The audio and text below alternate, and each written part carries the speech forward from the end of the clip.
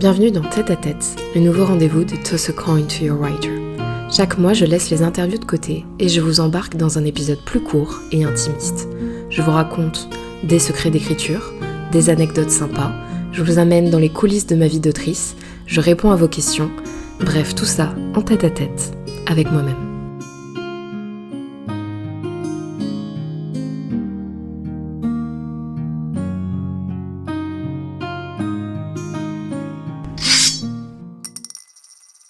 Salut tout le monde, bienvenue dans ce premier épisode officiel de Tête à Tête, donc le nouveau format de Toss a Coin to Your Writer. Écoutez, aujourd'hui on va faire un épisode sur un sujet qui me tient très à cœur et on va être un petit peu, j'allais dire en roue libre. Je sais pas trop, mais oui, en tout cas ça va être assez libre. J'espère que cet épisode ne va pas durer 45 minutes, parce que c'est un sujet qui me passionne, vous allez le comprendre très vite. Je risque de divaguer, essayer de vous dire non, mais alors si je te le raconte très rapidement, et à vous donner tous les détails possibles et imaginables. On va rentrer dans le vif du sujet. Aujourd'hui, vous allez le voir au titre, je vais vous parler de comment j'ai rencontré le groupe qui a inspiré mon roman. Alors je vais mettre une petite astérix, je vais donner le contexte, l'inspiration, on va en parler un peu plus en détail tout à l'heure, mais je pouvais pas mettre un titre à rallonge du style « J'ai rencontré le groupe dont la musique, une chanson m'a inspiré le premier chapitre d'un roman », enfin voilà, ça aurait été beaucoup trop long. Trêve de plaisanterie et trêve d'ailleurs de suspense. Aujourd'hui, on va parler, je pense, de mon roman le plus connu actuellement, qui est Secret Love Song, qui est le premier tome d'une saga qui s'appelle Coffee First, où tous les tomes sont des one-shots, enfin en tout cas des tomes compagnons. Donc, c'est-à-dire que c'est une histoire d'amour. Pour l'instant, j'ai prévu 3 tomes, et je pense que ce sera bel et bien 3 tomes, sur des membres différents. Les 2 premiers tomes seront sur le même groupe et le 3e tome sur un membre de leur première partie. Mais en tout cas, ça reste dans cette même famille, dans cet même univers. Le tome 2 n'est pas encore écrit, je sais qu'il est attendu depuis plus d'1 an.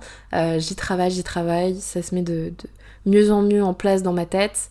J'ai mon plan presque bouclé, donc ça devrait pas trop tarder à commencer, en tout cas d'un point de vue de la rédaction. Et donc les Coffee First, le nom de la saga, c'est le nom du groupe principal.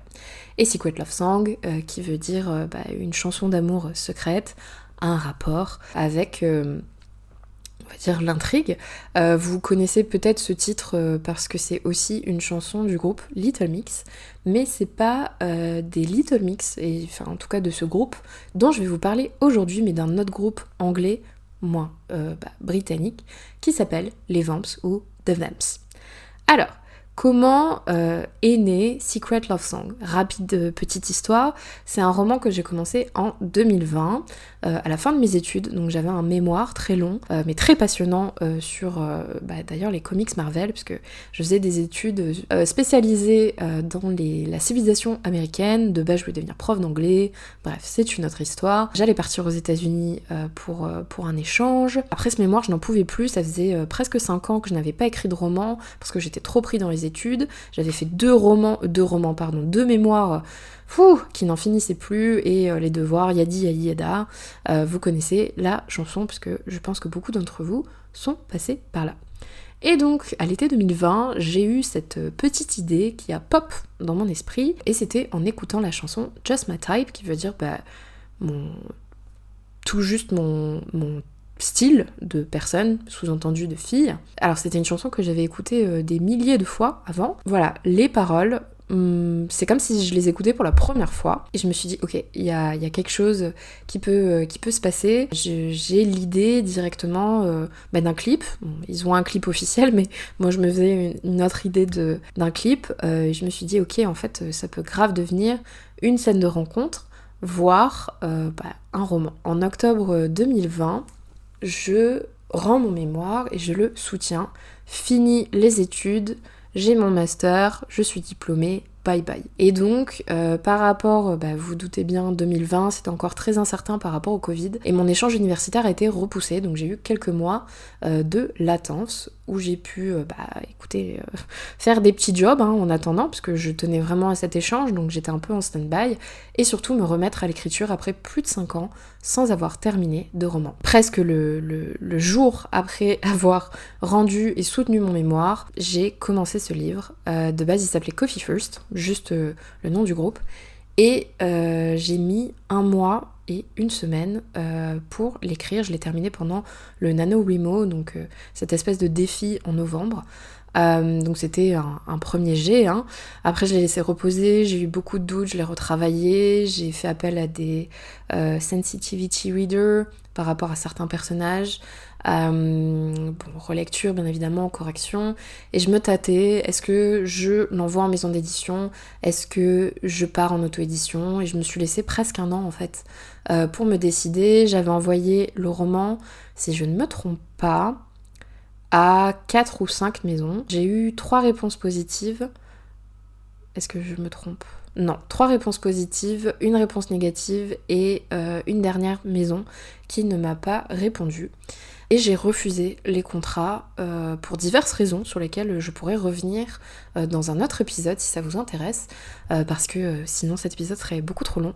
Et je me suis décidée, je me suis dit ok, fais-toi confiance, t'as ton instinct te dit de ne pas signer pour cette histoire, ça veut pas dire que ce sera pas pour une autre histoire, mais pars en auto-édition.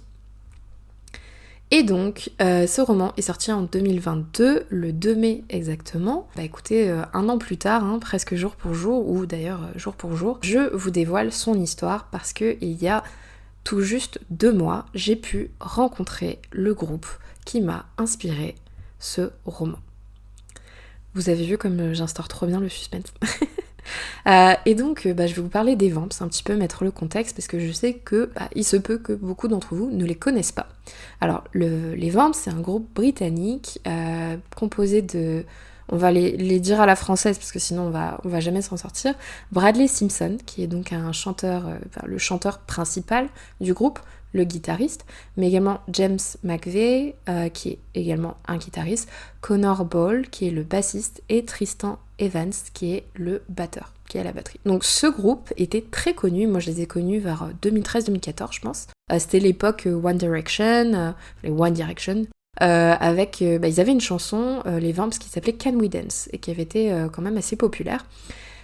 Et après, ça s'est un peu essoufflé, en tout cas en France. Donc je sais pas, vous avez dû entendre peut-être, ils ont fait des featuring avec Demi Lovato sur leur chanson Somebody to You. Ils avaient fait des featuring aussi avec Shawn Mendes, il y avait Cecilia, il y avait... Voilà, bref, plein de chansons qui sont quand même pas mal passées à la radio, et je pense que vous en avez peut-être entendu certaines sans savoir que c'était eux. Je pense notamment à un remix techno, c'était All Night, qui a été très très populaire pendant un moment. Aujourd'hui, ce groupe est énormément connu partout, sauf en Europe c'est un peu plus compliqué, notamment en France. Donc pour vous donner une ordre d'idée, quand ils font des tournées, ils peuvent remplir l'O2, qui est un des stade Zénith principal de Londres. Donc c'est une salle qui peut accueillir jusqu'à 20 000 personnes, d'accord. Et je sais qu'il y a une tournée, ils l'ont fait au moins 2 soirs d'affilée. Mais par contre en France, ils remplissent, je vais peut-être pas dire difficilement, mais ils remplissent tant bien que mal, la Cigale, qui est... c'est une salle où il y a 1300 personnes. Voilà, donc c'est un sacré grand écart, mais ça veut dire tout simplement qu'ils ont une fanbase, des fans un peu plus réduits dans certains pays, mais très passionnés. Donc moi, je vous avoue que je suis pas super fan depuis 2013-2014, j'en ai entendu parler, je l'ai trouvé super cool, j'écoutais leur musique, et puis c'est un peu tombé dans les oubliettes, mais c'est vraiment depuis 2018-2019 que je suis à fond sur eux. Leur musique m'a énormément aidée sur pas mal de choses, notamment des ruptures, 2 ruptures d'ailleurs. Je pense que j'aurais pas survécu sans leurs chansons, et les études. Donc concrètement, je n'aurais pas terminé mes mémoires sans leur musique. Je pense que je pourrais leur donner mon diplôme directement. J'ai pu les voir pour la première fois en 2019 à Paris, justement à la Cigale, mais malheureusement j'avais raté ces billets supplémentaires pour les rencontrer, c'était sold out. Donc j'ai pu les voir en concert, c'était déjà cool, mais j'étais déterminée à me dire ok, prochaine tournée, j'y vais, et je me débrouillerai, il faut que je les rencontre. D'ailleurs, du coup, en 2019, je n'avais pas encore écrit, j'avais pas eu l'idée de Secret Love Song, hein, c'est venu en 2020. En 2020, Covid, donc vous vous doutez bien que j'ai pas pu les rencontrer cette année-là. Après, en 2021 et jusqu'en 2022, j'étais donc aux États-Unis pour mon échange. J'ai raté pas mal de concerts et compagnie, mais j'ai tenu bon et je me suis dit, ok, 2023, c'est la bonne. Et effectivement, j'ai bien fait de m'accrocher parce que j'ai pu les rencontrer à Bruxelles, ou Bruxelles d'ailleurs je devrais dire, à la salle de la Madeleine. Alors, avant de rentrer encore plus dans le vif du sujet et de notre journée rencontre qui était donc le 2 mars, est-ce que je me trompe ? Non, c'était le 2 mars. Comment ils ont inspiré mon roman ? Alors, ce que Secret Love Song n'est pas, ce n'est pas une fanfiction. Donc c'est-à-dire que ce n'est pas j'ai transposé ce groupe, j'ai voulu écrire sur eux, et plutôt que de faire une fanfiction, j'ai changé leur nom, j'ai créé une héroïne, et voilà. Par contre, ils m'ont inspiré de deux manières. Pour le premier chapitre, et on va dire que ça a découlé sur la trame du roman, et sur le nom du groupe. Alors, on va commencer par le nom du groupe, parce que c'est un peu plus rapide. Coffee First, comment ça m'est venu ? Pareil, en fait, j'ai écouté une de leurs chansons, donc c'est une de leurs premiers albums, si je me trompe pas, que j'ai écouté bien plus tardivement, hein, après leur sortie. Donc c'est une chanson qui s'appelle High Hopes, qui veut dire grands espoirs, en gros. Et c'est le narrateur qui chante, qui rencontre du coup cette jolie demoiselle, et il lui dit qu'il a beaucoup d'espoir par rapport à leur relation. Et il y a une phrase où, en gros, j'allais dire il monte sur ses grands chevaux, mais non, il va un petit peu trop vite et il lui propose, en gros, on pourrait aller se marier, on pourrait faire une lune de miel, ou alors, t'as raison, on pourrait peut-être finir ce café d'abord. Et donc en anglais, finish this coffee first. Et je me suis dit, ça sonne trop bien, coffee first. Donc littéralement, ça veut dire d'abord le café ou café en premier. Donc j'ai essayé de le transposer first coffee, mais first coffee, ça faisait un petit peu affiche que vous pouvez mettre dans votre chambre ou dans votre cuisine en mode ne parlez pas avant que j'ai eu mon café le matin. Et je sais pas, coffee first, c'était un petit peu différent. Je me suis dit, ça sonne bien, allez, let's go. Comme quoi, des fois, quand vous écoutez, vous pouvez rebondir sur d'autres idées. Et donc, ils m'ont inspiré pour le premier chapitre, pour la rencontre des deux personnages. Donc, on a notre héroïne qui s'appelle Floriana, alias Flo, qui finit son master, qui a fini d'ailleurs son master de management d'artistes. Donc, elle travaille dans la musique et elle accompagne sa petite sœur au concert à Paris des Coffee First. Elle connaît plus ou moins le groupe. Mais elle est pas ultra fan, c'est-à-dire qu'elle sait très bien qui c'est, elle les a entendus à la radio, sa sœur la saoule avec toutes leurs chansons, il y a tous les posters à la maison et compagnie, mais elle est plus là en tant qu'accompagnatrice, et elle va rencontrer le chanteur par hasard à une pause clope. Et en fait, pourquoi c'est inspiré de cette chanson, Just My Type, dont je vous parlais un petit peu avant. Le narrateur, qui est donc chanté par le lead, qui est Brad, dit qu'il rencontre cette fille et que sa cigarette a besoin d'un briquet. Her cigarette needs a light. Donc dans leur chanson, c'est un peu plus une métaphore, hein, c'est un peu plus... je sais pas, genre elle a besoin d'un frisson, ou elle a besoin de cette petite étincelle dans une relation, parce que dans la chanson, elle est avec quelqu'un d'autre et compagnie. Mais moi, je l'ai pris au pied de la lettre et je me suis dit, ouais, ok, donc l'héroïne va avoir besoin littéralement d'un briquet pour s'allumer une clope, et c'est comme ça qu'ils vont commencer à parler. Et après, bien évidemment, il y a plein d'autres choses pour leur permettre, coïncidence ou non, de se recroiser et de travailler plus ou moins ensemble, même si Flo ne va pas s'occuper du groupe des Coffee First, mais de leur première partie, qui s'appelle les Bonnie and Clams. Petit clin d'œil avec Bonnie and Clyde. Voilà. Et donc, il y a certains autres éléments de la chanson qui ont découlé un petit peu, qui se sont déroulés sur mon idée de trame. Donc dans cette chanson, le narrateur dit que cette fille, c'est pas qu'elle sait pas trop ce qu'elle veut, mais c'est un coup oui, un coup non, où elle veut se protéger, quoi. Et donc finalement, lui, il laisse un peu tomber à la fin, en mode, c'est un petit peu le cercle, à la fin, sa cigarette a toujours besoin d'un briquet, dans le sens, elle a toujours besoin de cette étincelle qu'il a pas pu lui donner. Et je me suis dit, ça sera assez intéressant, parce que c'est vrai que dans pas mal de livres, On a souvent, surtout quand c'est des chanteurs ou des rockstars, un peu le bad boy, un peu le gars qui couche partout. C'est pas une mauvaise chose d'ailleurs, il n'y a aucun jugement, je vous parle juste du cliché.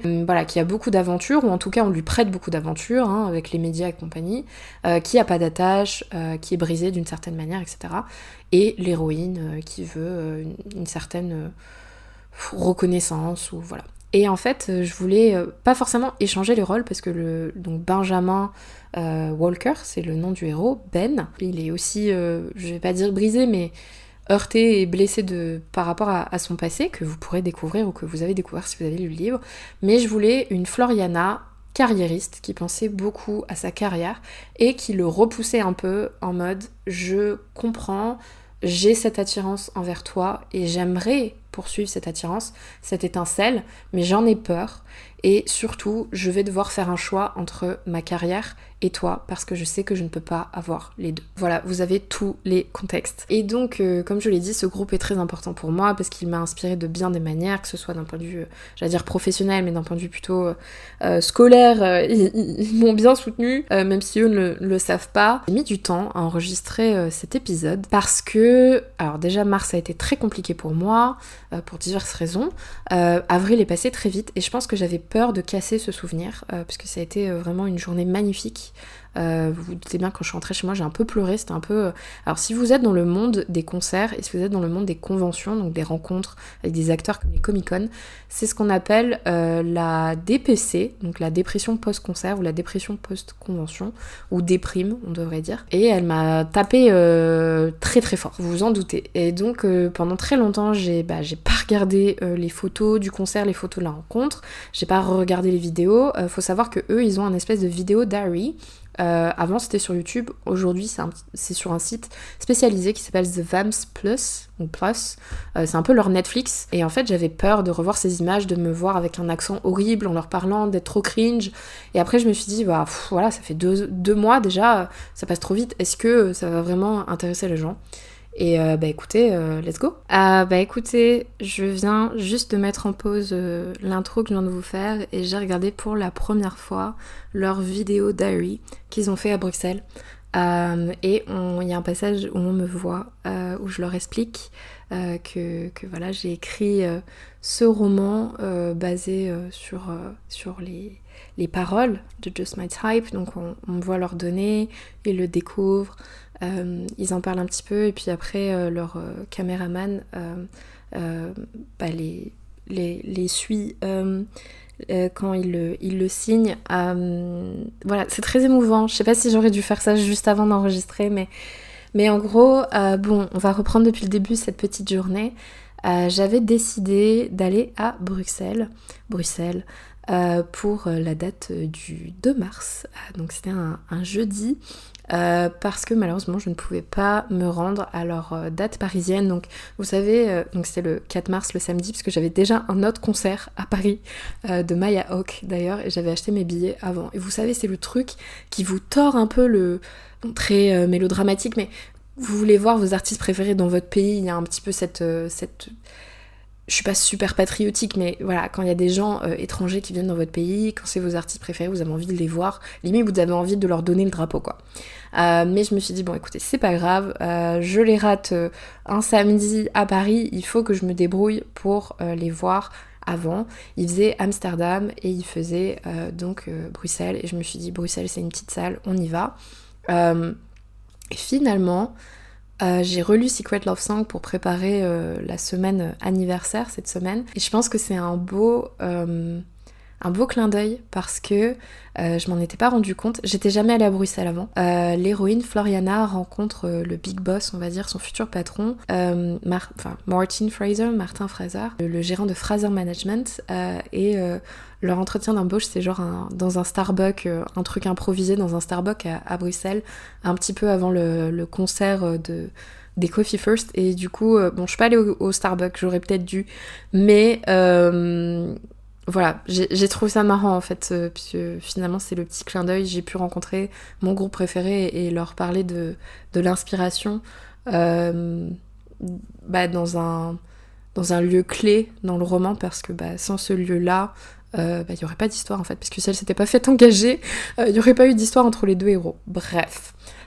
Donc première fois en Belgique, et j'avais payé un supplément pour ce qu'on appelle le soundcheck. Donc j'avais mon petit billet de concert classique, et il y a quelques artistes qui mettent en vente des expériences, on va dire, supplémentaires, moyennant évidemment un supplément. Et donc le soundcheck, c'est un petit peu comme des répètes, littéralement c'est la balance son, donc ils font les derniers réglages pour 2 ou 3 chansons. Vous êtes en comité réduit, on était 100 grand maximum, et encore, et vous pouvez poser quelques questions, et du coup vous êtes VIP plus ou moins, vous avez accès à tout ce qui est merchandise, donc les goodies et compagnie avant tout le monde, donc vous n'avez pas besoin de faire la queue, et vous rentrez avant tout le monde dans la salle le soir, ce qui est très pratique quand on est dans une salle, une toute petite salle, et donc tout est debout quoi, donc vous pouvez être aux barrières, et ça a été mon cas pour le soundcheck. Après je vous avoue qu'il y a des gens qui ont grugé le soir, donc j'étais pas tout à fait aux barrières le soir, mais c'est pas grave, écoutez, j'ai eu une expérience extraordinaire, donc on va pas trop en demander, et ça sera pour la prochaine fois. J'étais assez terrorisée, j'allais au concert seule de base, voilà, j'ai pris le train depuis chez ma meilleure amie, tout ça, j'avais fait ma petite pancarte, s'il vous plaît, voilà, j'ai écrit un livre inspiré de la chanson de Just My Type, est-ce que vous pourriez le signer. Je m'étais remis à 18 fois au moins, j'ai usé feuilles et crayons de papier, bon maintenant c'est des feuilles de brouillon, hein, on recycle les gens, faut pas... les arbres c'est important. J'ai fait des rencontres dans la queue hein, du concert, mais d'ailleurs c'est des filles avec lesquelles je vais aller à d'autres concerts plus tard, donc c'est très très cool, et voilà, quand ils ont ouvert les portes, ils étaient déjà installés en train de commencer une première chanson, puis ils nous ont dit bonjour, puis après voilà, 1 ou 2 chansons, ils ont lancé des questions, donc il y en a eu 1 ou 2 vers la droite, moi j'étais vers la gauche de la scène, et je me suis dit bah écoutez go, il y avait les 2 filles avec qui j'avais sympathisé qui filmaient, et une d'entre elles m'avait dit au pire je lève la main pour poser la question pour toi si t'oses pas. C'était pas l'anglais le problème, puisque je me débrouille bien, mais c'était le stress quoi, et c'est vrai que bah, là en réécoutant mon accent au tout début, et alors j'ai pas crisé, j'ai pas pleuré, j'ai pas trop bégayé, mais mon accent était franco-français là c'est sûr, et je vais essayer de vous laisser un petit audio des vidéos que mes copines du jour ont pu enregistrer, mais tout de suite ils ont été super impressionnés. Donc bon, Tristan qui est à la batterie était forcément un petit peu plus en retrait, Brad qui est le lead et qui menait un petit peu cette foire aux questions, m'a demandé direct voilà si pouvait le tenir, donc je leur ai demandé de le signer hein, bien évidemment, donc je leur ai passé. Connor au micro est en mode oh waouh c'est trop cool. Bon il y a James qui a acquiescé on va dire, mais actuellement il a un problème avec sa voix, il a des polypes, donc il devait se faire opérer, du coup il ne pouvait pas chanter ni parler, il jouait que de la guitare, donc j'ai eu un sourire appréciateur on va dire, un petit mouvement de la tête qui je pense voulait dire beaucoup, et donc Brad a fait plus ou moins la conversation, ils ont accepté de me le signer. D'ailleurs disclaimer, je sais qu'ils n'écouteront jamais ça, ils me doivent un stylo parce qu'ils m'ont jamais rendu mon stylo, c'était un stylo noir trop cool et trop bien pour les dédicaces, je voulais m'en servir pour le dédicacer, dédicacer d'autres romans plus tard, voilà, va falloir que je le rachète. Ce qu'ils m'ont proposé de faire, c'était de le faire passer pour qu'ils le signent, et de finir de le signer après, puisqu'ils avaient encore 2-3 chansons à nous montrer, et donc quoi qu'il en soit ils sont venus très rapidement vers moi après ces chansons là, et Brad était très intéressé. Déjà avant de me le signer, ils m'ont demandé combien de temps ça m'avait pris, je leur ai dit 1 mois et demi pour le premier jet, mais après voilà il y a eu 2 ans presque de retravail. Brad m'a demandé si j'avais une copie en plus, et là vous pouvez pas savoir comme je me suis sentie, mais la plus bête au monde, parce que pour moi c'était un moyen de les remercier eux. Alors déjà, qui se ramène avec un livre à un concert à part une héroïne de fanfiction Wattpad One Direction de 2013, on est d'accord. Donc déjà le fait de prendre mon propre livre, je me suis dit ils vont me le jeter à l'entrée vu qu'ils fouillaient les sacs et tout. Donc j'ai pas du tout pensé au fait d'en prendre un deuxième, et je me suis dit aussi il est en français en fait, ça va pas les intéresser quoi, voilà, donc je m'en mords un peu les doigts, mais c'est pas grave. Donc voilà, je n'avais pas de copie en plus, voilà, c'est pas une bibliothèque, c'est une salle de concert, et donc sur le retour, on va dire après la deuxième salve de questions, pas de questions pardon, de chansons, il m'a demandé s'il était qu'en français et s'il était en anglais. J'ai dit que malheureusement c'était été que en français actuellement, voilà.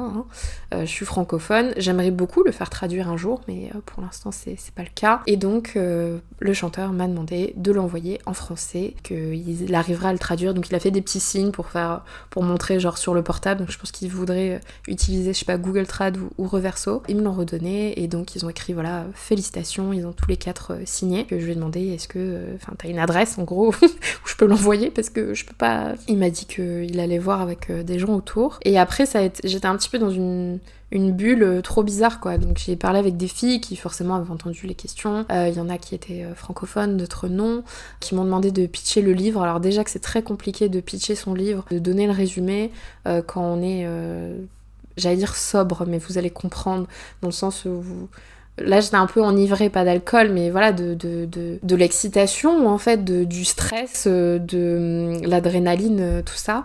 Bah, j'en sors avec des étoiles plein les yeux, et 2 mois plus tard, je réalise pas en fait, je suis quand même très fière de moi, j'avais un peu peur de perdre mes moyens, pas forcément de fan-girler à fond, mais vraiment de pas arriver à aligner 2 mots, donc je suis très contente, même si l'accent repassera. À ce jour, il faut savoir que j'ai toujours pas envoyé le livre parce que j'ai toujours pas trouvé l'adresse, malheureusement personne de la team n'est revenu vers moi, vous vous doutez bien que pendant le concert, j'ai pas pu arrêter le groupe pour dire « Hey, t'oublies pas mon adresse ?»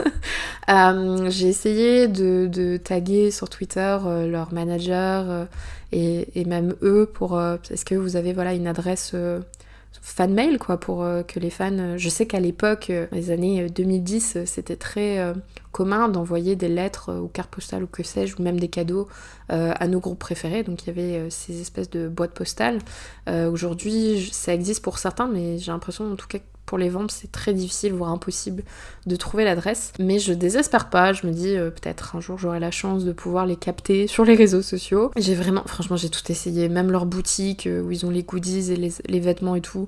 J'ai envoyé un mail à ça, j'ai envoyé un mail à leur, j'allais dire maison d'édition, mais non, mais leur maison de disques. Du coup, à leur site de streaming, le Netflix de vente, je leur ai envoyé un mail. Et tout le monde m'a renvoyé vers un autre monde. On est désolé, on s'occupe pas de ça, mais je tag telle personne, peut-être qu'ils pourront vous aider, on comprend, nanana. Mais non, pas de chance pour l'instant. Après, écoutez, il m'a fallu plus de 4 ans pour rencontrer un groupe que j'écoute presque tous les jours, et plus de 2 ans depuis l'écriture du roman pour les rencontrer et leur parler.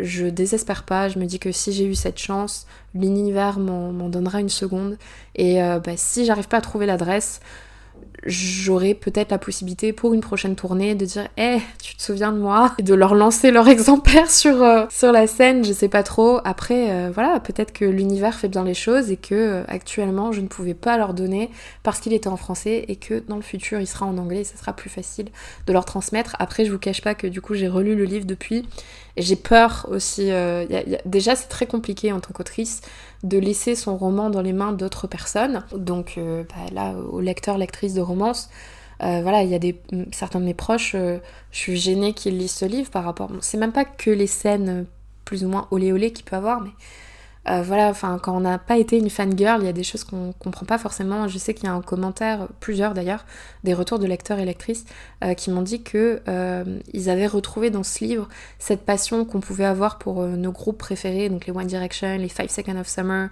les New Hope Club, les Maroon 5, les Jonas Brothers, et j'en passe, vraiment tous les groupes possibles. Et donc voilà, cette sensation un petit peu de fanfiction des années 2010 mais version 2020, version beaucoup plus adulte, qui prend ces clichés-là, qui prend ces tropes de fanfiction sur des groupes de musique pour les détourner parfois. Il y a beaucoup de clins d'œil, et c'est vrai que j'avais regardé beaucoup de leurs vidéos diary pour mettre au point la tournée, puisque c'est quand même un sacré rythme. Il y a aussi des chansons dans ce livre, des chansons que j'ai écrites en anglais, et je pense que j'aurais beaucoup pas de honte, mais un peu de gêne à ce qu'ils les lisent, parce que même si je me débrouille très bien en anglais, ça a fait partie de mon travail pendant très très longtemps. Je suis pas musicienne en fait, je suis pas musicienne, je suis pas parolière. On se met déjà beaucoup à nu dans un roman parce qu'il y a toujours forcément une part de nous, certains de nos espoirs, des choses qu'on aurait voulu faire, des choses qu'on regrette, on passe ça dans différents personnages. Donc voilà, j'ai un petit peu cette peur aussi de est-ce qu'ils vont pas croire que c'est copié-collé sur eux, est-ce qu'il va ils vont pas reconnaître les paroles qui ont inspiré ce roman. Enfin bref, ça peut être un questionnement un petit peu infini. Mais écoutez, pour l'instant c'est pas le cas. J'essaye de souffler en me disant au pire du pire, il y a peut-être plein de choses qui vont passer à la trappe parce que ça sera Google Trad. Mais pourquoi pas. Voilà, comme je vous l'ai dit, je fais confiance au destin. Pour moi c'est vraiment un livre, c'est vrai que je l'ai pas encore dit dans cet épisode, mais qui a changé ma vie de bien des manières. Et c'est pour ça que je suis très contente d'avoir... non pas forcément de m'avoir fait confiance, mais d'avoir suivi mon instinct qui me disait qu'il fallait que celui-là, je l'oriente et je le publie d'une manière. Et voilà, je suis super contente de partager ça avec vous. Je suis super contente de fêter les 1 an de publication avec vous aujourd'hui, donc jour pour jour avec cet épisode. J'espère que j'ai rien oublié, je pense pas. Mais je voulais aussi vous offrir et vous envoyer des bonnes ondes. C'est important de parler de ce genre de choses parce que c'est des moments magiques et un petit peu hors du temps. Et c'est possible de réaliser ses rêves, voilà, c'est possible de... Je vous souhaite de rencontrer vos acteurs ou artistes ou musiciens préférés et je vous souhaite de vous inspirer, voilà, parce que l'inspiration elle est partout et je pense qu'on peut rendre hommage à nos artistes préférés de bien des manières, donc je suis très contente d'avoir eu cette expérience parce que ils auraient très bien pu dire oh c'est trop cool, me le signer et basta. Et après voilà, ça arrive dans plein de corps de métier quand vous rencontrez des personnes. On dit toujours en anglais never meet your heroes, donc ne rencontrez jamais vos héros parce qu'on a peur d'être déçus et parce qu'ils auraient pu être un peu plus hypocrites et dire oh c'est trop cool, merci, envoie-le nous, nanana. Mais dans le langage corporel, dans la façon de me regarder dans les yeux et dans la façon que c'est dans leur vidéo diary, et ça a été filmé par Dean, leur créateur de contenu, leur caméraman, enfin vidéaste d'ailleurs. Tous ces petits trucs, je me dis, même si voilà, je suis pas en contact avec eux et j'ai pas leur adresse, ils m'ont rendu au millième. En fait, c'est très... je pense qu'on est très très fan d'un groupe. Et pourtant, vous voyez, j'ai pas forcément grandi avec ce groupe, hein. Mon amour pour eux est venu très tardivement, mais par exemple, si un jour je rencontre les One Direction ou les Jonas Brothers, enfin, si je rencontre Laurie un jour, je pense que ce sera la même chose. Il y a un peu cette émotion parce que vous, quand vous écoutez un groupe ou que vous écoutez une chanson, c'est comme si vous étiez seul avec les artistes. Évidemment, en concert, c'est pas le cas. J'ai eu la chance, voilà, d'avoir ce soundcheck où on était qu'en tout petit comité et d'avoir ce moment ultra privilégié où plus personne n'existait autour de moi et je pouvais leur parler directement et c'est bête. Du coup, j'ai pu leur dire voilà, vous m'avez inspiré, vous êtes crédité au début du livre, il y a la petite dédicace où je dis que ça a été créé grâce à leur chanson, ils ont trouvé ça cool. Après, du coup c'est un amour qui passe là par les mots et pas forcément que par la musique. J'espère avoir rendu tout le soutien qu'ils m'ont donné ou qui m'ont aidé pour diverses passades de ma vie. Ça m'a encouragée un petit peu parce qu'ils ont des musiques ultra tristes et des musiques super entraînantes aussi, donc c'est d'un album à un autre, c'est plus du tout la même époque, c'est plus du tout le même style et j'espère voilà avoir réussi à leur retransmettre un petit peu voilà cette façon de les remercier. Ouais, écoutez, ce qui me reste à vous dire, c'est que prochaine étape il faut toujours viser plus haut. Prochaine étape, c'est P.S. I Still Hate You, donc ma dernière romance sortie actuellement, qui elle a été inspirée par les chansons de Taylor Swift. Donc si vous voulez mettre dans l'univers que un jour je rencontrerai Taylor Swift et je pourrais lui faire signer mon roman, allez-y, c'est le moment. Écoutez, je vais finir sur ces mots-là parce que je pense que j'ai déjà bien trop parlé. Je voulais vous remercier d'avoir écouté ce très long épisode. J'espère que ça a été pas trop ennuyant, pas trop fangirl. Si vous avez des questions supplémentaires par rapport à cette rencontre ou par rapport au roman, voilà, par rapport à l'inspiration, par rapport au personnage, par rapport au thème abordé, n'hésitez pas. Ça peut être le sujet d'un autre épisode de Tête à Tête et on se retrouve très vite pour une interview. Salut!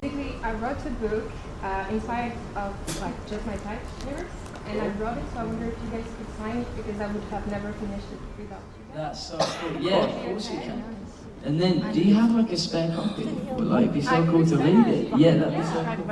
Well, that's like an actual book. Yeah, thank you. Yeah. Oh yeah.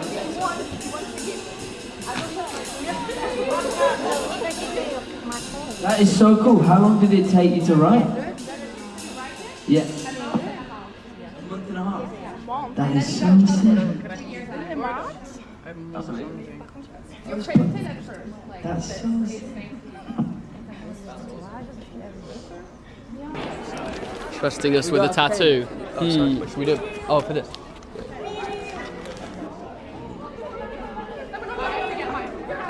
That's sick. So cool. She wrote a book inspired by Just My Type lyrics and it's actually published. Smashed it. I'm so sorry. Wait, where's the paper? I'll get someone to find out. However, do you have, is it for the screen? Not yet, but That's I'm fine, send working us in on front, send us in front. Yeah. Yeah, and then I'll try. Thank you so much. Thank you. It means a lot.